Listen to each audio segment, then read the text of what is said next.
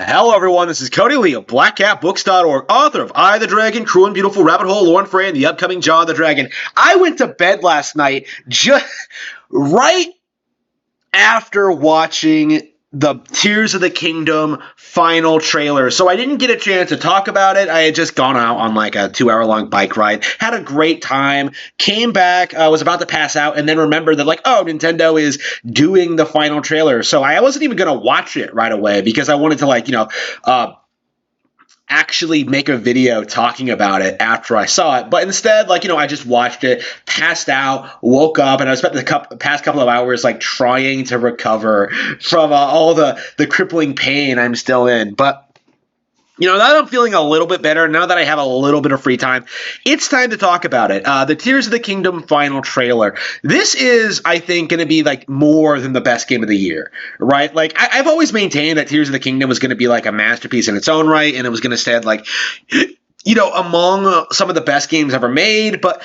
is it going to be better than the original Breath of the Wild? That wasn't really something that was on my mind because I had seen so little of it going into this final trailer that I really didn't think so. I really thought that, to a certain extent, that they wouldn't be able to surpass what they did with Breath of the Wild.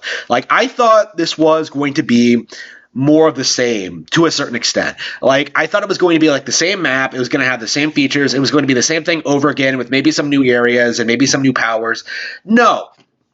Now that we've seen the final trailer, now that we've seen a little bit of what the game has in store for us when it comes to general boss encounters, when it comes to the general plot, when it comes to the design, when it comes to some of the new mechanics and features, now that we've seen the hype trailer, now that the hype train is in full swing, it's safe to say that this is going to be a phenomenon. This is going to be a masterpiece. This is going to be, the game that establishes that Breath of the Wild was not just a freak fluke, right? That Nintendo is not just a one-off company that is only making open world games. They are the only company that is innovating, doing new things, and really pushing the bar when it comes to what we can expect from games like this. Because I was seeing things in this trailer that I've never seen before ever, right? With these giant robot fights, with active companions, with just seeing all these Ganondorf again, all this crazy stuff that's appealing not only to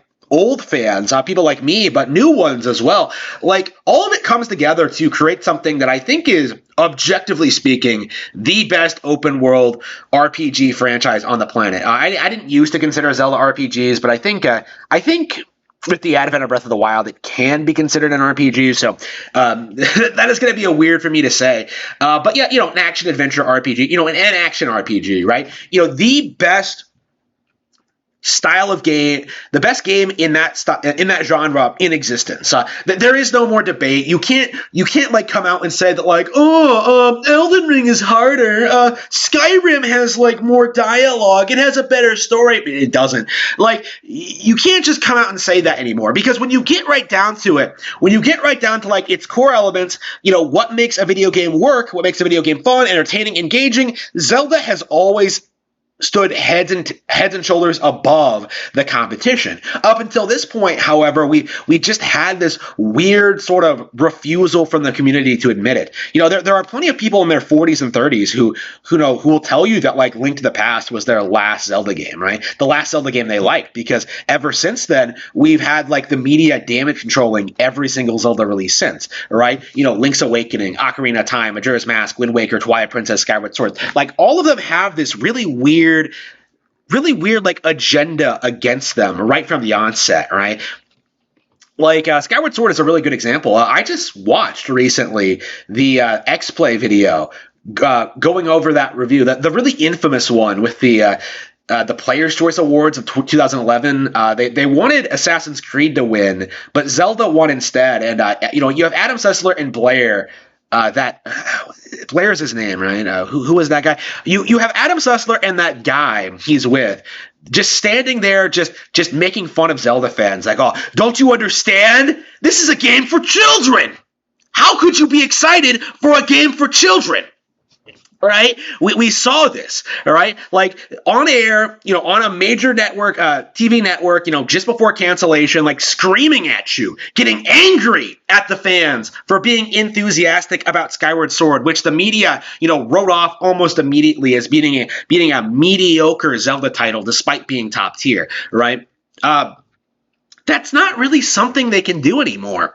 It really isn't. Even writing off Breath of the Wild was next to impossible. They threw everything they had into trying to make Horizon Zero Dawn the next big thing instead, but like that fell completely on its face. Like nobody cared when Forbidden West came out, all right? Like the media can give all the perfect scores they want or slam all the video games they want. But because of Gamergate, because of like people tuning out of like game reviews and not even really acknowledging the scores anymore, like I don't even know what the average score for the average Nintendo game is anymore because I simply don't care. Like because nobody is paying attention to the media scores, it's become exceedingly difficult to downplay like every new Nintendo game. Like the best they can do at this point is like trick you into thinking that like games like ARMS or Octopath Traveler were failures or disappointments when that's clearly not true at all right? And Tears of the Kingdom, what was the meme going into this? Like, it's a $70 DLC. That was never true,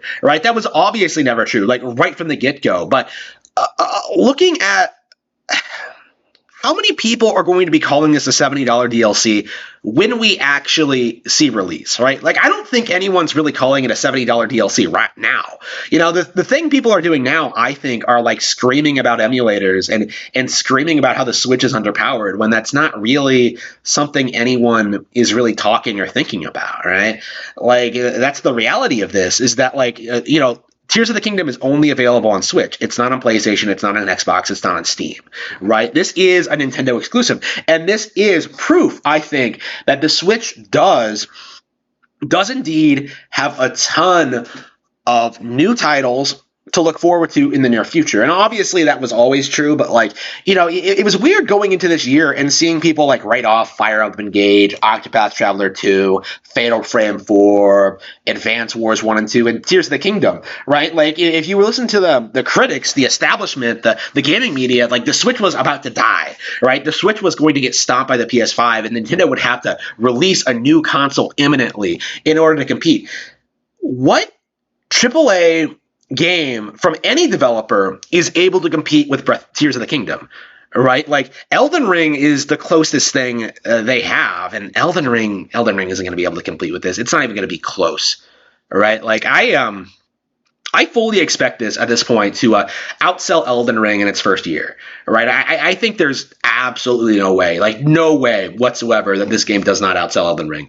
Looking at this trailer, like the gaming media will do what it always does, and like tries to downplay this game, just like they downplayed the Mario movie, just like they downplayed Fire Emblem Engage, just like they downplayed everything else that came out this year, like or the entire Switch lifecycle. They're going to try, just like they tried downplaying Breath of the Wild, but is it going to work? And the answer is no. Like, it's not going to work. It's not going to, like, establish anything because nobody is paying attention to them anymore, right? It's people understand that, like, gaming YouTubers, critics, they're paid off. They're shills. They're promoting products. They're not reliable individuals, right? They're just trying to push an agenda onto you. And as more and more people tune out, as more and more people learn to like hate gaming YouTubers like I have, more and more people are going to start like, playing Nintendo games and realizing that like, these games, in spite of what the game journalists are trying to say, are actually really good.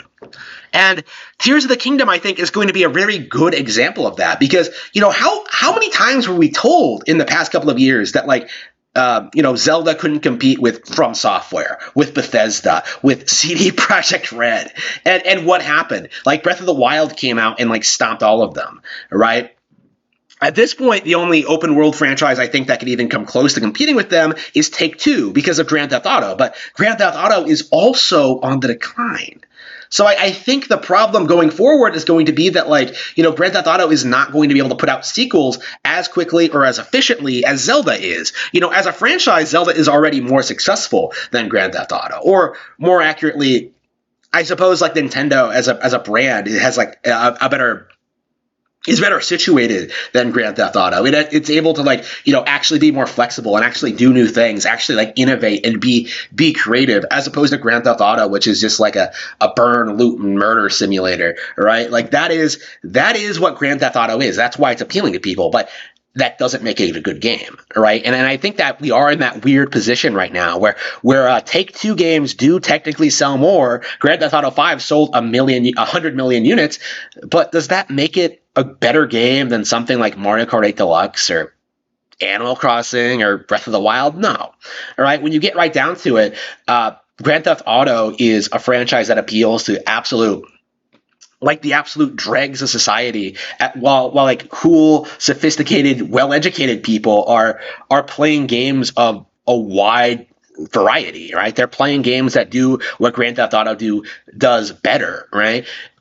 Like you have like open world games like Zelda, you have like monster catching games like Pokemon, you have like platformers like Mario, life sims like Animal Crossing. Like Grand Theft Auto was supposed to be all of that, right? But those games do it better, right? And I think that's kind of going to be the situation going forward, is that like Take-Two is not going to be able to compete with Nintendo, or rather every third party is not going to be able to. Every single third party, the companies that want to see Nintendo fail and want to see PlayStation and Xbox succeed because they get money from them, they're not going to be able to compete with Nintendo going forward. We are at that point now where like anything that's remotely creative or innovative or inventive that tries to do something new, unique, and different, like they are entirely exclusively on Nintendo Switch. There is nothing like Tears of the Kingdom on other platforms. And it's only a matter of time until general audiences understand and respect that. I would argue it is already very much in full swing.